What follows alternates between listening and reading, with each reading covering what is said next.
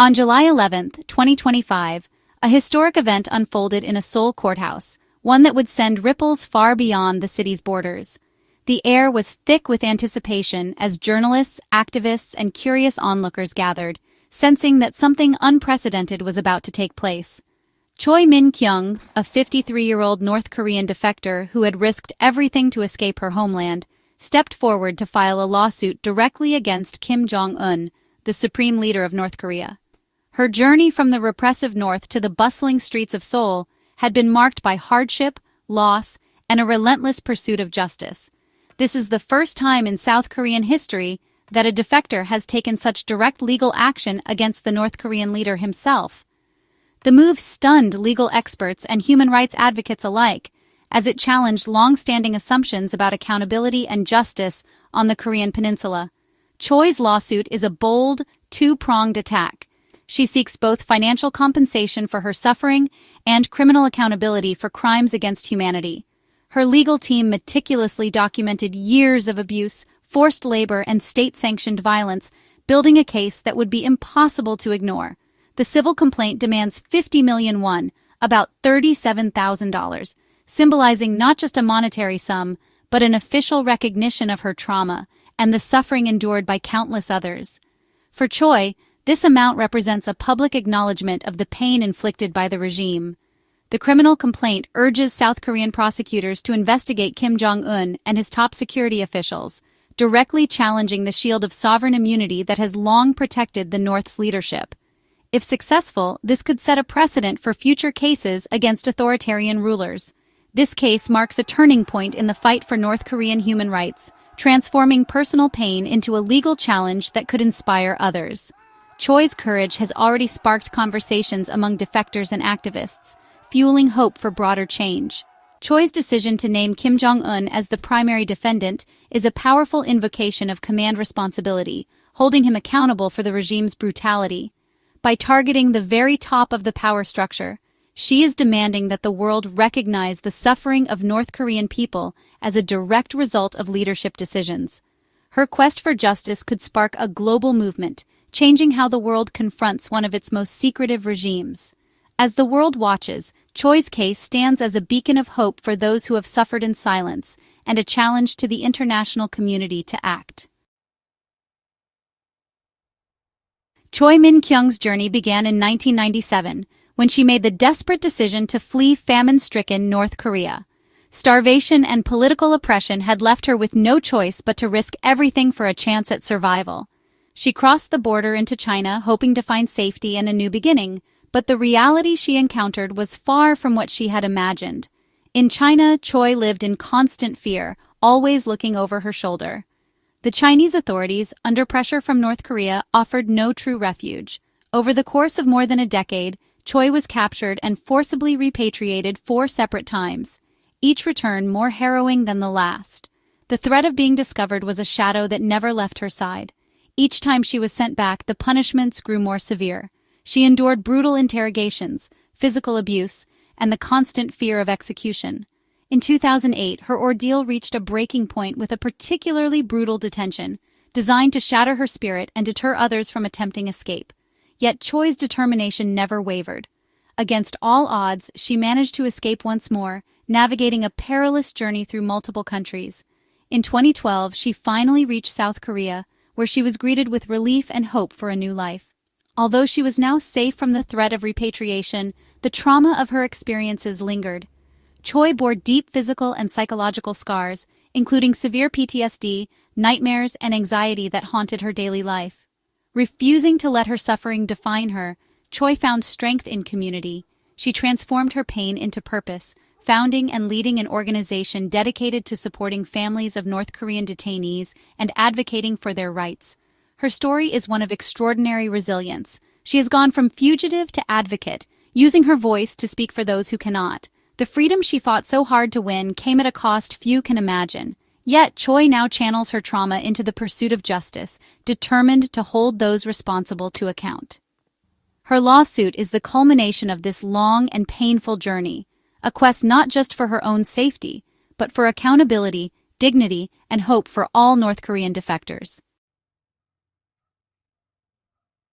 After her 2008 repatriation, Choi was imprisoned in Onsong Detention Center, a place designed to erase humanity. The facility, hidden behind layers of concrete and razor wire, is notorious for its cruelty and secrecy. For many, it is a place from which few return unchanged, if they return at all. Choi endured immediate sexual assault, savage beatings that left her permanently injured, and relentless psychological torment. The guards wielded absolute power, using violence and humiliation as tools of control. Every day, she was stripped of dignity and forced to confront unimaginable pain. Forced into stress positions for over 15 hours a day, she faced starvation, disease, and constant threats of violence. The cells were overcrowded, cold, and filthy, with barely enough space to breathe. Hunger gnawed at her body, and sickness spread unchecked among the prisoners. Prisoners were dehumanized, called traitors, and denied basic needs. Even the smallest acts of kindness were forbidden, and any sign of resistance was met with brutal punishment. The regime's goal was to break their spirits completely. Choi witnessed fellow inmates suffer and die, the environment engineered to destroy hope. She saw friends waste away from hunger and disease, their cries for help ignored.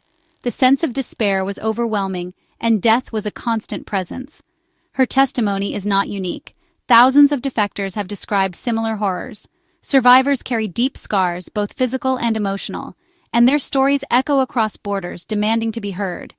These abuses are not isolated incidents, but state policy in North Korea's prison system. The regime's systematic cruelty is designed to instill fear and maintain absolute control, silencing any opposition. Choi's lawsuit transforms her suffering into evidence, giving a face to the regime's crimes. By speaking out, she challenges the silence and secrecy that have protected her oppressors for so long. Her story is a vital, personal account of atrocities that demand justice. It is a call to action for the world to recognize the suffering of North Korea's prisoners and to hold those responsible accountable. Through her, the world sees the reality behind North Korea's walls, a reality of suffering, courage, and the unbreakable will to survive. Choi's legal action is unprecedented in its ambition, targeting Kim Jong Un and top officials. The civil suit seeks damages and, more importantly, a legal record of North Korea's responsibility for torture. The criminal complaint calls for an investigation into crimes against humanity, elevating the case to international law.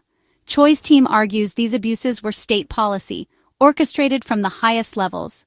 The principle of command responsibility is central. Kim Jong Un is ultimately accountable for his subordinates' crimes.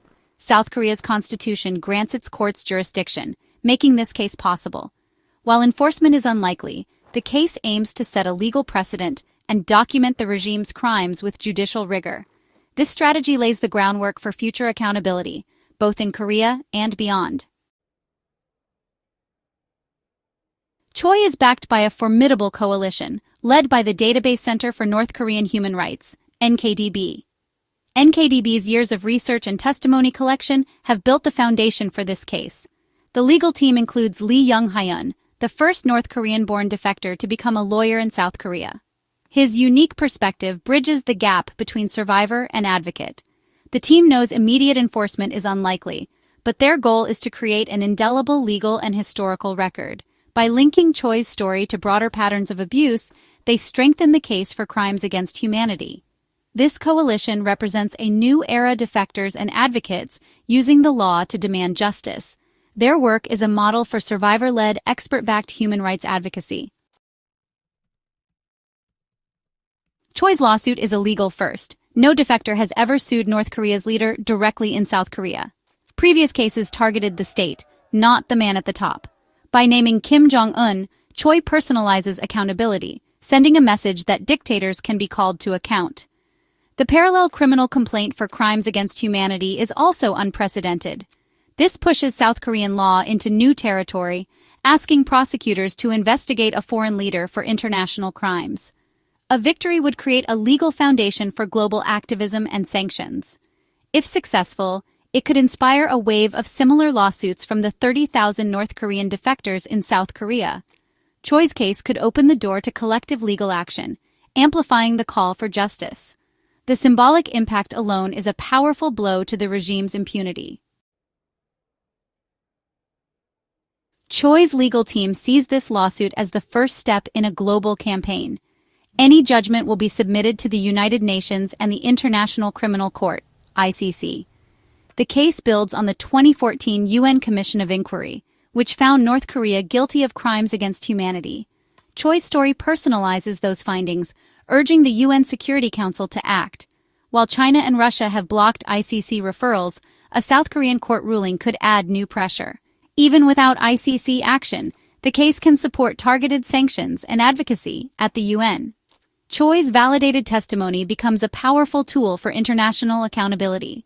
Her case keeps North Korea's human rights abuses on the world's agenda. Choi's case stands on the shoulders of earlier symbolic legal victories against North Korea in South Korea. Previous rulings have ordered compensation for prisoners of war and victims of forced labor, even if Pyongyang ignores them. These judgments create a legal record and validate victims' suffering. In 2023, a Seoul court awarded damages to former POWs, in 2024 to victims of a fraudulent repatriation program. Though North Korea never responds, these cases chip away at the regime's legal invulnerability. Each victory affirms that justice is possible, even if only symbolically. Choi's lawsuit takes the next step, holding the leader, not just the state, responsible. These precedents pave the way for more ambitious challenges. The symbolic power of these cases is immense, offering hope and recognition to victims. Choi Min-kyung's lawsuit proves that one voice can challenge even the most entrenched injustice. Her case transforms North Korean human rights from an abstract issue into a personal, undeniable demand for justice.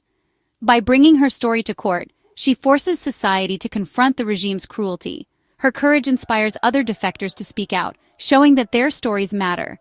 The impact may not be measured in money or convictions, but in hope and awareness. Choi's bravery lights a path for others, creating a groundswell for change.